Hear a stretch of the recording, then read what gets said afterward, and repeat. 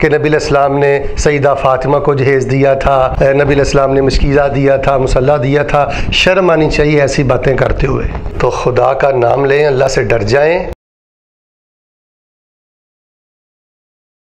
السلام علیکم ورحمۃ اللہ وبرکاتہ۔ ناظرین، یہ جہیز کے بارے میں سوال کیا گیا ہے۔ ایک ساتھی پوچھ رہے تھے کہ یہ جہیز دینا سنت ہے یا لعنت ہے یا یہ مصیبت ہے، اس کے بارے میں ہماری رہنمائی فرمائیں۔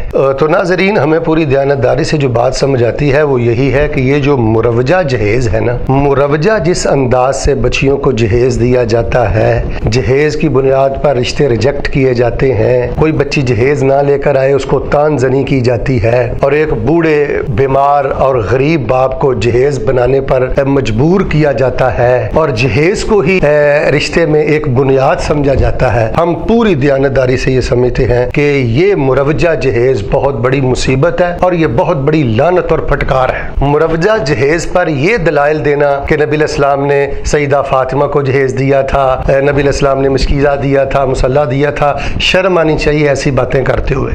یہ اتنا غلط استدلال ہے، ہم سمجھتے ہیں یہ دین کے ساتھ مذاق ہے۔ مولانا صلاح الدین یوسف حفظہ اللہ، آپ ان کی کتاب پڑھ کے دیکھیں کہ انہوں نے کیسے عالمانہ دلائل کے ساتھ ایسے لوگوں کا رد کیا ہے جو سیدہ فاطمہ رضی اللہ تعالی عنہا کو جو نبی علیہ السلام نے کچھ سامان دیا تھا اس کو مروجہ جہیز پر دلیل بناتے ہیں۔ ایسے احباب ہمیں بتلائیں کہ حضرت علی رضی اللہ تعالی عنہ کن کی کفالت میں تھے؟ تو خدا کا نام لیں، اللہ سے ڈر جائیں اور یہ بخیلی چھوڑ دیں۔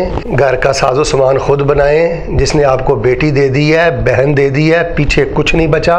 ہاں، اگر کوئی دل کی خوشی سے اپنی بیٹی کو کوئی ساز و سامان دیتا ہے، بطور تحفہ دیتا ہے یا استعمال کے لیے دیتا ہے، وہ بیٹی لے آتی ہے، آپ کی لالچی نگاہ اور نظر اس پر نہیں ہے، تو ایسی باتوں میں انشاءاللہ کوئی حرج نہیں ہے، اعتدال میں کوئی حرج نہیں۔ لیکن یہ جس طرح جہیز کو معاشرے پر مسلط کر دیا گیا ہے، اس جہیز نے جس طرح ہماری جوان بیٹیوں کو بوڑھا کر دیا ہے اور ایک باپ کی کمر کو توڑ دیا ہے، ہم اس کو بہت بڑی پھٹکار، بہت بڑی لعنت اور بہت بڑی مصیبت سمجھتے ہیں۔ یہ ہمارا موقف ہے، دین کی روشنی میں ہے، اور دعا یہ کریں کہ اللہ تبارک و تعالی ہمارے نوجوانوں کو غیرت نصیب فرمائے کہ وہ خود محنت کریں، خود کمائیں، خود بنائیں۔ جس نے دل کا ٹوٹا اور لخت جگر آپ کے بستر کی زینت بنا دی ہے، آپ کے لیے تسکین بنا دی ہے، آپ کی آغوش میں لٹا دیا ہے، مجھے بتائیں پیچھے کیا بچا ہے؟ اور ویسے بھی ہم نے دیکھا ہے کہ یہ جو جہیز کے حریص ہوتے ہیں اور جو جہیز کی بنیاد پر رشتے کرتے ہیں یا ریجیکٹ کرتے ہیں، ہم نے ان کو خوش نہیں دیکھا۔ میں آپ کے سامنے درجنوں ایسی مثالیں بیان کر سکتا ہوں کہ ابھی جہیز کے سامان پر گرد و غبار بھی نہیں آئی، رشتہ پہلے ٹوٹ گیا۔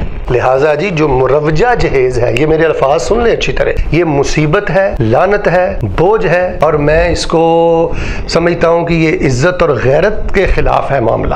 لیکن اس کے باوجود اگر کوئی باپ، اگر کوئی بھائی، اگر کوئی ماں، اگر کوئی عزیزہ دل کی خوشی سے کوئی چیز ساتھ لے آتی ہے، ہم اس کے جواز کے قائل ہیں۔ ہم اس میں بے جا تعصب اور سختی کے بھی قائل نہیں ہیں، لیکن اس کی بنیاد پر رشتے ریجیکٹ کرنا اور اس کی بنیاد پر تان زنی کرنا یا ایک لمبی ڈیٹیل فہرست بچی والوں کے گھر نکاح اور رخصتی سے پہلے بھیج دینا کہ ہمیں یہ چیزیں چاہیے اور فلاں فلاں کمپنی کی چاہیے، یہ تو بہت بڑی بے حمیتی کی بات ہے جی۔ اللہ اس مصیبت سے اور اس پھٹکار سے مسلمانوں کو باہر نکلنے کی توفیق دے، ہمارے نوجوانوں کو اللہ غیرت دے۔ میرے بچوں، میرے جوانوں، میرا پیغام جہاں تک پہنچے، میں آپ کو اللہ کا واسطہ دے کر کہتا ہوں، کبھی جہیز کی بنیاد پر رشتہ نہ کرنا، کبھی جہیز کی بنیاد پر رشتہ ریجیکٹ نہ کرنا۔ دین دیکھیں، کردار دیکھیں، رب رسول کی اطاعت دیکھیں، وہ جہاں نظر آئے دل کی خوشی سے وہاں رشتہ کریں، انشاءاللہ اللہ آپ کو اپنے فضل سے غنی کر دے گا۔ کسی کے جہیز لانے سے بندہ غنی نہیں ہوتا، بندوں کو غنی اللہ کرتا ہے۔ اللہ ہمیں یہ بات سمجھنے کی توفیق عطا فرمائے، آمین